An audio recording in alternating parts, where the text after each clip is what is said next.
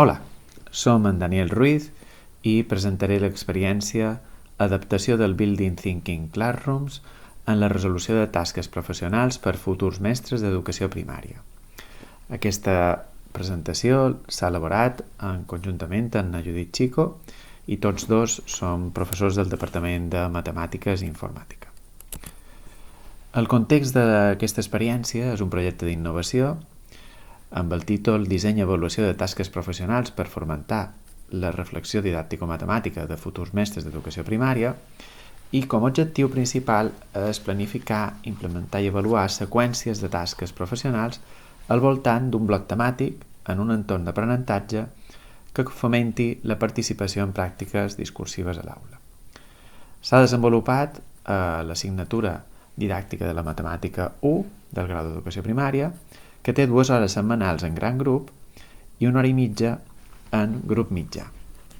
És en aquesta part del grup mitjà on s'ha desenvolupat aquesta experiència.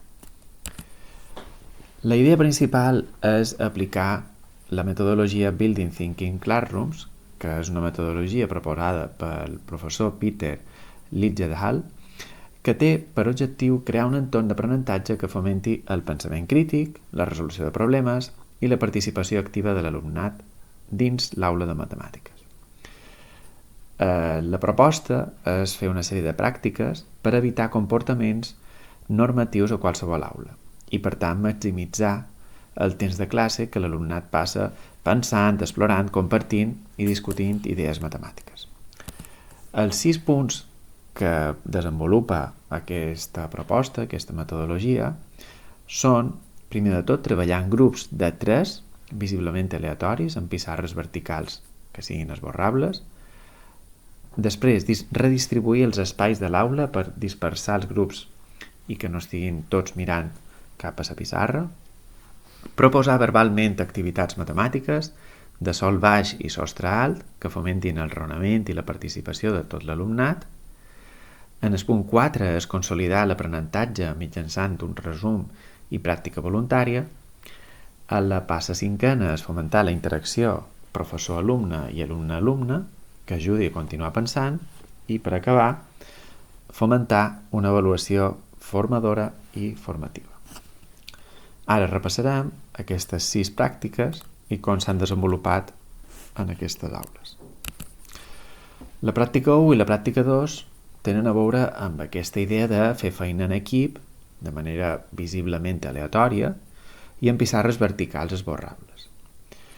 I també la pràctica 2 era redistribuir els espais a l'aula per dispersar els grups per tota la classe.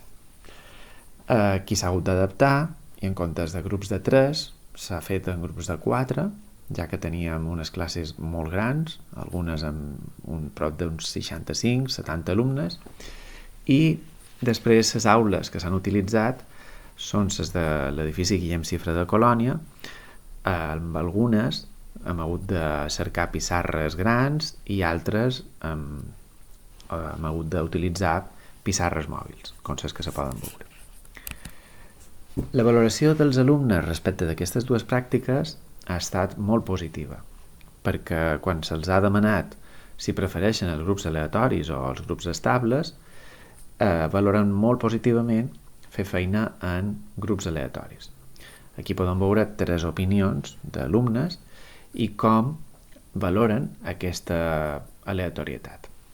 És vera que en un principi es troba una certa resistència perquè es valora que si hi ha algun alumne que no té coneixements pot significar una dificultat, però també se valora molt la idea de que puguin aportar tots, és a dir, que el professor no posa damunt de cap alumne unes capacitats prèvies abans de fer els grups.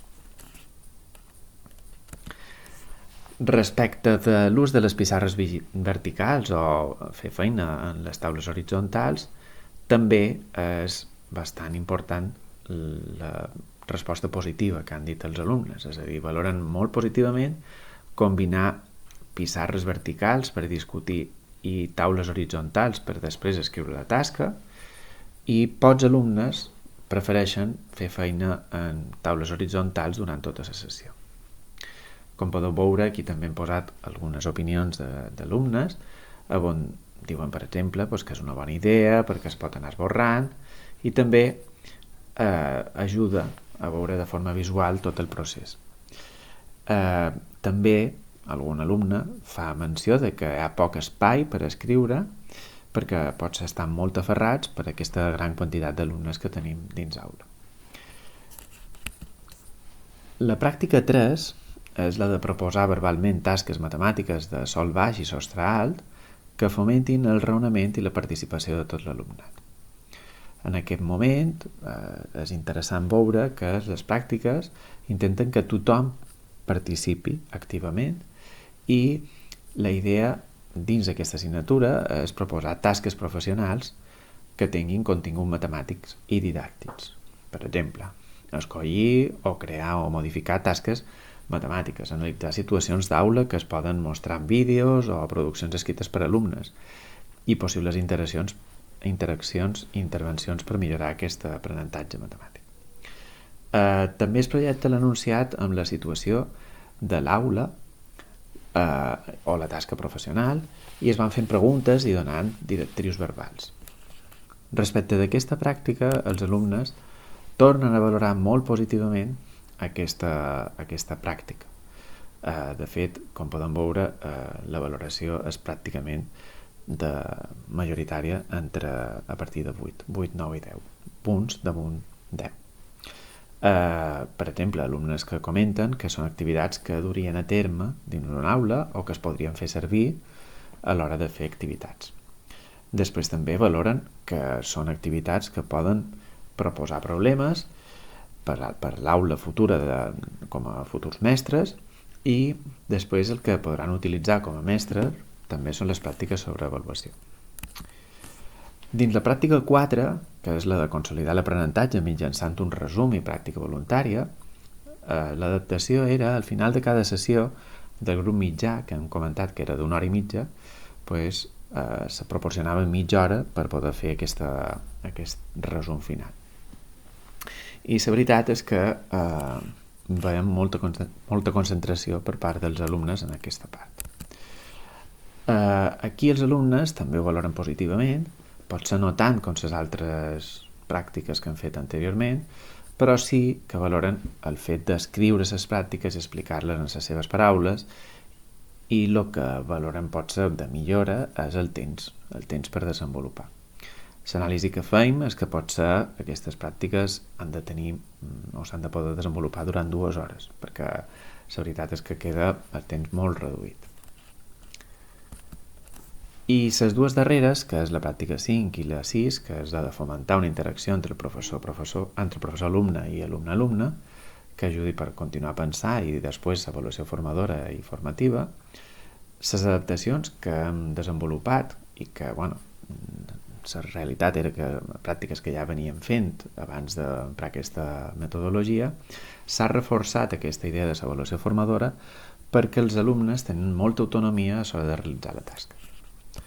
La valoració de la interacció entre el professor i els grups és molt positiva, majoritàriament a partir de 7 i 8, i els comentaris que fan són relacionats a que el professor feia comentaris grupals, però potser necessitàvem més en algun moment realitzar les diferents passes, però se donava l'autonomia. La idea també de que els alumnes veien que havia una obligació per reflexionar, per pensar per seu compte. I també se fa èmfasi en que amb aquesta quantitat d'alumnes també és difícil arribar a tots els grups. Bé, com a reflexions finals, feim que Building Thinking Classrooms afavoreix la mobilitat del coneixement a l'aula, la participació activa de tot l'alumnat i la seva autonomia i cohesió dins els grups. Les dificultats en l'adaptació veiem que l'observació dels grups de treball i distribució dins l'aula en grups tan nombrosos i poc temps per formalitzar el mateix dia. Moltes gràcies per la vostra atenció.